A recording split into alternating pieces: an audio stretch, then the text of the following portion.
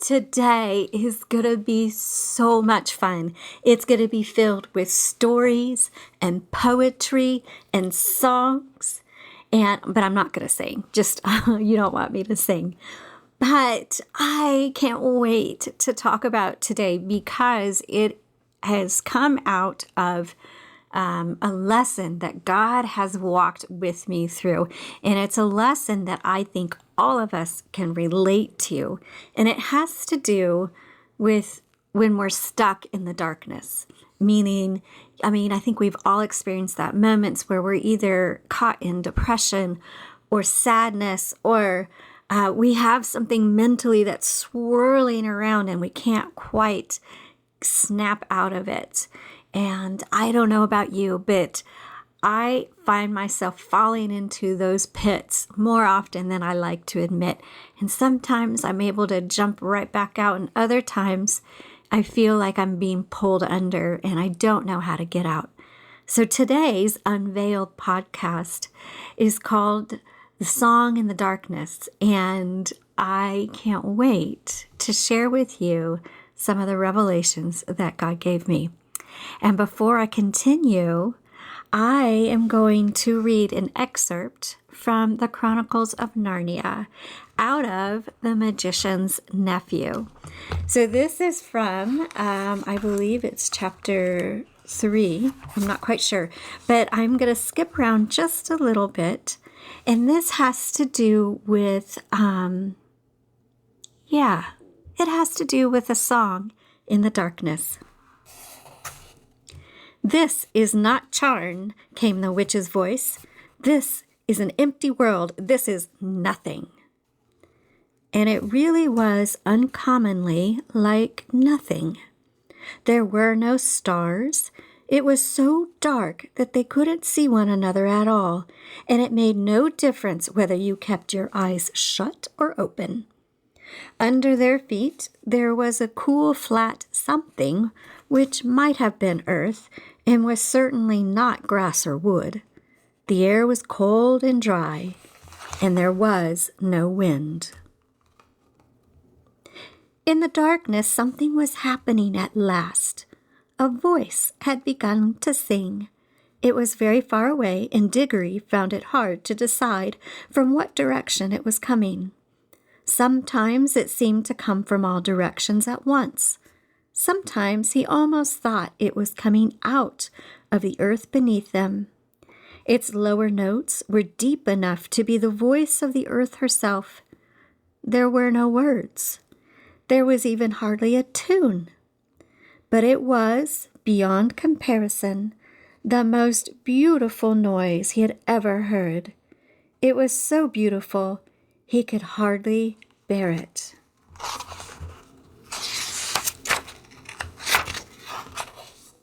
The lion was pacing to and fro about that empty land and singing his new song.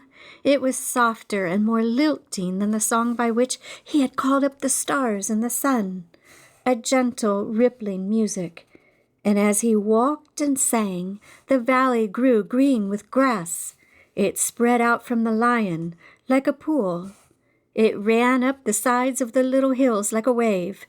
In a few minutes, it was creeping up the lower slopes of the distant mountains, making that young world every moment softer. The light wind could now be heard ruffling like grass. Soon there were other things besides grass.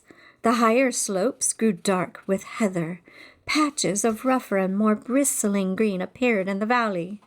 Diggory did not know what they were until one began coming up quite close to him. It was a little spiky thing that threw out dozens of arms and covered these arms with green and grew large at the rate of about an inch every 2 seconds. There were dozens of these things all around him now. When they were nearly as tall as himself, he saw what they were. "Trees!" he exclaimed. The stories of Narnia have captivated me since I was a little girl. And by the way, my name is Laura, and I am the host of Unveiled Podcast. I'm also the publisher and editor of Paola Lane magazine, and I love sharing stories on our Unveiled podcast. But anyway, back to Narnia. I loved Narnia so much that my mother made a Narnia quilt for me, and I still have it. Surprisingly, now that I'm in my 50s, I find that the stories of Narnia offer far more substance and delight than ever before. This one scene that I just recounted to you, I've been mulling over lately, and as I work through some of my own inner battles. And again, the scene was from the magician's Nephew, and it's actually the creation of Narnia. The main characters are Diggory and Polly, and they find themselves in a world yet created. There is nothing. As I read, there's a witch with them, and she says, "This isn't another world. This isn't Charn. This is nothing." And that's exactly where they were. It was nothing. It was only blackness.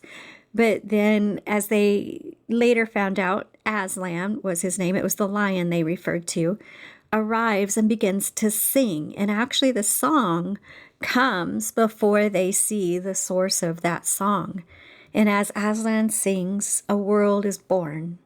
A different song is sung for the different aspects of creation. I encourage you to go back and read that story. I skipped over a lot of things, but at the very beginning, I read about how the low song and the low sound, as if the earth was speaking of itself. And then later, I didn't read this part, it talks about these light and many voices all of a sudden sang with him, and those were the stars, and they came out, and the song would change as different aspects of creation were coming out of this new world. And as I'm preparing this particular episode script, I got up really early in the morning because I woke up with this story in my mind, and I knew immediately, I was like, wow, I want to do a podcast episode about this because it was a new morning for me in the sense that the night before I was up late battling in the darkness, honestly. But I'll come back to that. So it was early in the morning, and I got up and I stayed in my pajamas, and I wrapped a light blanket around me because it's spring and the mornings, they're not hot, but they're still a little cool. And I opened the door, and the bird songs echoed through the woods. We live near Table Rock Lake in southern Missouri, and our home is actually in Mark Twain National Forest. So we are literally surrounded by the woods, and we're up at the top of a hill, and you could hear all of the birds' songs echoing throughout the woods and the hills. That's the only thing I could hear. And their songs, they're always loudest in the morning, I've noticed, and by evening, they fade away. And I was sitting there, and I supposed that they could be welcoming and creating their day through their song.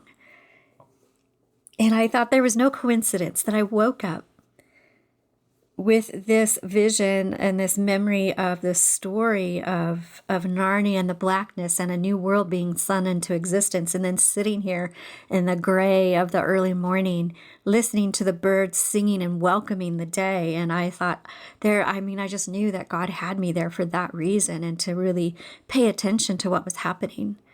And I became, lately I've really been acutely aware of how my words create my life. But even so, I don't always choose them wisely as I should. And today, or this morning, the morning that I wrote this, I really wondered if I should not awaken to sing into existence my day, or at least speak into my day, filling it with joy and blessings of the Creator, instead of spouting off idle words that unknowingly curse my day. So Jesus tells us in the Bible that we will be accountable for any idle words we speak. Yet, do we really consider what that means? And that Jesus means what he says. So what are idle words? I think of them as foolish words that have no thought and they do not reflect the truth. And truth only comes through Yahweh, the Most High. I mean, we can try to create our own truth, but that doesn't mean it's truth. And so idle words, when we speak idle words, we're singing the wrong song into the atmosphere, because the Bible also tells us that our words have the power of life and death in them. And I think that's why Jesus tells us, be careful, you're going to be held accountable for your idle words, because the words we speak create. Even the words that I speak to you through this podcast, I am held accountable to. So I want to make sure that I am speaking good words. And honestly, I pray that anything I speak is from the Father, and anything that is not, that would fall to the ground and die, to be truthful. I don't want anything to come out of me, but at the same time, I'm also human, and I know that I'm full of sin, and thank goodness for Jesus, who cleanses me of my sin. But that doesn't make me sin less. Every day I wake up and I sin, and I don't want to. There's a difference. Oh, now I'm getting into theological discussions, and that's not what this podcast is about, but that is something for you to consider. Anyway, so I want to get back to words, how they create our lives, and my words create my life. And as I said, I don't always choose them wisely, or not as wisely as I should. Today I was just really struck with, I need to awaken and sing my day into existence. I want to fill it with joy and blessings of the Creator instead of spouting off curses. We can get up and say, and start complaining. And I do that. I'm holding up my hand because that is me. I struggle with complaining. And that is what I would say is foolish and idle words. We were made, you and I were made to be co-creators with the Creator God, Elohim. Elohim means Creator God. And Scripture says, ye are Elohim. And they're talking about us. And you think, well, how can that be? There's Elohim, big, capital letter Elohim, the Creator God. But why does Scripture say that we are Elohim? We are created in God's image, but I think it's pointing to the fact that we are co-creators with God. We are created in His image, and we are co-creators. Our words fashion our day. They impact those around us. I am deeply moved by the song of the birds. And especially this morning when I got up and I just listened, I was just so moved. And I'm like, what are they singing? What are they speaking into the day? And I thought, why do I not consider what song I am singing into my day? And I can tell you that I have put little to no thought into what I speak into my day. And we all do. I think we all have struggles that are a result of the fact that we live carelessly, in the sense that I don't think we take much thought into our day. And that's kind of what I wanted to speak about today, because that's what just really just bubbled up, almost like an explosion inside of me when I woke up and saw this vision and heard the birds. And God has been trying to teach me this for some time through bits and pieces. I mean, He does that. He drops like little breadcrumbs into our lives, and then He starts pulling them together like puzzle pieces and forming a picture. And I would say through a series of fortunate events recently, I was able to awake to this picture of Aslan singing Narnia into creation and hearing the birds, and then thinking of the battle that I fought late into the night last night. It suddenly made sense that I was singing the wrong songs into my life. And so then the question then becomes, how do we learn to sing into our day? And as I mentioned, God drops breadcrumbs into our lives. And so just because I had like an aha moment in this morning, what happens is it attracts all these breadcrumbs that God has been dropping into me. And all of a sudden it's like everything makes sense. Lessons that I learned at different times in my life are suddenly fit into this, and it creates a picture. And so I was able to look back and just think, this is like the voice of a poet or a bard who used to sing, and poets who, if we really listen to their words, are just so articulate about the reality of life. We read aloud, and that's how I was like, how do I learn to sing into my day? And that's when the idea of poets came into my mind. I've been listening a lot to poetry lately as I'm studying imagination, and it all fit. And I'm like, oh wow, when we speak aloud the words of things such as the Psalms or poets, we're reading from those who have learned to sing into their day. And like the Psalms, they're a great place to start. And as we start there, then we find the rhythm of the song or the poem that we read, and we do that. We find that rhythm by reading aloud. And soon then a melody rises in our own heart. Even if it's only a pattern and beat with the rising and lowering of voice inflections, it's still a melody. So, maybe I encourage you, pick up a book of poetry and allow the words of others to teach you how to sing again until your own song arises from your soul. And that's what I've been doing unknowingly. This poetry that I've been just really drawn to lately and really pulling into. I see that God is teaching me how to sing into my day. He's teaching me to find my own song, and our song, our own individual song, comes through the imagination, and it's not in the sense of something that our imagination in the sense of something being made up or fictitious, but imagination as the catalyst for awakening our soul and opening our eyes and ears, really warming up a cold heart. And if anything, start with only a few simple words and sing those out in the morning until they become your own and unlock a flood of inspiration to be poured out into your day. And like I said, God was trying to teach me this years ago, and I had started doing this unknowingly, realizing what I was doing. And then I kind of stopped and things got befuddled. And then God's bringing me back as I'm, like I said, researching imagination. And he's like pulling this all together. And I realized, oh, I see why he was trying to teach me to get up in the morning and speak out loud into my day. I didn't realize what I was doing, what he was trying to teach me, and now I do. And so here's the key that I've learned the hard way. Just as Aslan started by singing into the darkness, so too we must also sing into ours. We can't wait for something to appear. We must start in the darkness. And that's the hardest part. When it feels like there is no song to be sung or no hope for a song, which is honestly where I was last night.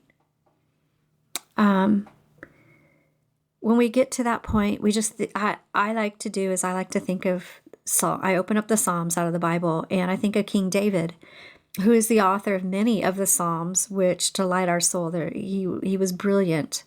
A brilliant poet and songwriter.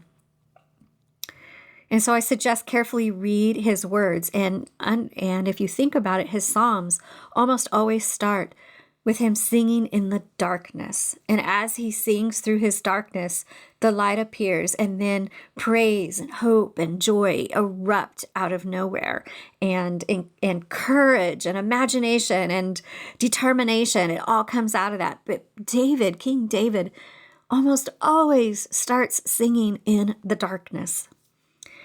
As a person who often finds herself plummeted into deep darkness, I've learned the only way out is to sing in the darkness. And sometimes it takes days or weeks for me to squeak out those first notes of hope. And other times I see the darkness threatening me and I can ward it off. But I will say this, it takes faith to sing in the darkness because you think this isn't going to matter. But I will tell you that it always matters. I always start with like I said, Psalms are my go-to.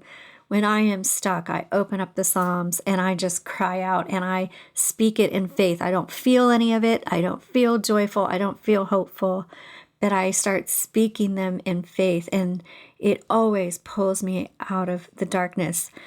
And in especially dark moments, I find that taking communion by myself opens my lips to sing the first notes of a new song. And that's actually what happened to me last night. I was so stuck, and I was like, I'm not going to go to bed stuck.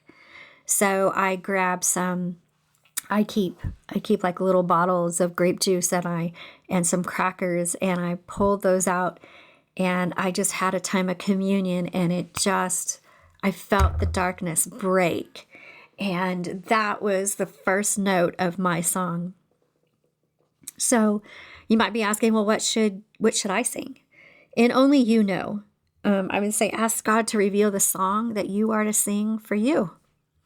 Often I find it is the opposite of what I battle. So looking back, I can also see that at times it is spoken or sung out of inspiration, and it is singing into what is to come. Other times I speak and sing by the Holy Spirit. So I actually don't know what I am saying. My mind doesn't know, but my spirit and my soul does. When I have no words, that's when I ask the Holy Spirit to speak through me, and it's called praying in the Spirit. Some people call it speaking in tongues. Technically, speaking in tongues is speaking in another language, which really this is praying in the Spirit. And you can read some more. Acts and Romans both speak about praying in the Spirit and speaking in tongues. And so that's what I do. I'll just start to sing. And that's what I did last night after I communion. I just started to sing in the Spirit. And it just got lighter and lighter. And finally I felt like it's time to sleep. And so then I slept, and then I woke up with this vision of Narnia. And it was a beautiful, beautiful picture. I'm going to finish this episode with two things. First is a poem. Let me see if I can find it here. A poem by George Herbert called Bittersweet. Ah, my dear angry Lord, since thou dost love yet strike, cast down yet help afford, sure I will do the like. I will complain yet praise, I will bewail, approve. In all my sour, sweet days, I will lament and love. I love that poem by George Herbert. To me, the sour, sweet days, that's what they are. We can't avoid the darkness. We can't avoid the shadows. I think sometimes we think happy is all we should ever experience, but that's not reality. But joy and peace is being able to find that joy and peace within the sour and the sweet, to embrace the bitter and the sweet. So that, again, was by George Herbert. And then what I'm going to do is I wrote out my my song for today. And I'm going to share it with you so that you could use it as a catalyst to sing into your day and practice it, so that when dark times come, you can either use what I've written or you can write your own. And you know that when the dark times come, you know that the most creative and powerful songs start in the darkness. So you can, and that's what happened to me. I actually became thankful for the darkness, because the song of the morning was so much sweeter, and I think I say that in this. So I'm going to close it out with this. This is my song out of the darkness. I love the fresh scent of the morning. What joy it brings to my heart. Today I'm thankful to be alive, to be chosen to live at this moment in this place. I belong here. I delight to partner with Elohim in making this a great day. I bless the woods and the wildlife around my home. I bless my home, my life, the work of my hands. I choose to bring life and joy into every person I interact with. I see them with the eyes of the Father and love with the heart of the Father. My delight is in serving Adonai. I look forward to noticing the joy in the little things. I feel the hand of my Lord walking with me in dark places. Shadows may lurk and find me unaware, but there is a song in my heart put there by the Creator of the universe that pushes back the darkness. It has no power over me. Today I dance in the light. I sing a new song. Whatever today holds, my heart is full of joy. This day is full of creativity and peace. My heart chooses to see the goodness of this day with all of its opportunities, possibilities, and lessons to be learned. I can even be thankful for the darkness because the morning song is even sweeter. How can my heart know joy without pain, or the satisfaction of victory without a battle? How can a tree be made strong without the wind, or the flowers grow without the rain? So I'm not only grateful, but delighted by the rain, wind, battles, and darkness. They teach me how to live fully and completely.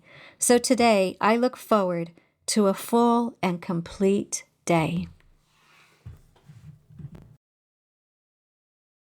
All right, thank you so much for joining me today on this episode 4, Song in the Darkness, and I have a gift for you. So that song that I wrote there at the very end of this episode, My Song in the Darkness, I have that available for you for free for you to download. You'll find the link to that in the description of this podcast, or you could always go to payolalane.com/EP04, and that stands for episode 4, so it's EP04, or just look in the description for that download. Also, you may want to, if you liked this podcast, if you like the episodes, you'll love the magazine that I put out 3 times a year. Again, it's Payola Lane Magazine. There's links below. Issue number 9 is on imagination and vision. And a lot of what we talked about today came out of preparation for the imagination issue. Now, all of my issues are always available, so they don't go out of style or print or whatever. They're theme based, so each issue has a new theme, and I make it like a journal, and so that you can interact with the stories that are in there and the thoughts that are in there. I offer an opportunity to interact and leave your feedback or thoughts, or to journal, and I like to think of it as something that you would hand down to somebody. But anyway, you can check it out at payolalane.com, and all the other links, the links directly to issue number 9 are down in the description below. So thanks so much for listening today, and I bless your day. May you find your song in the darkness.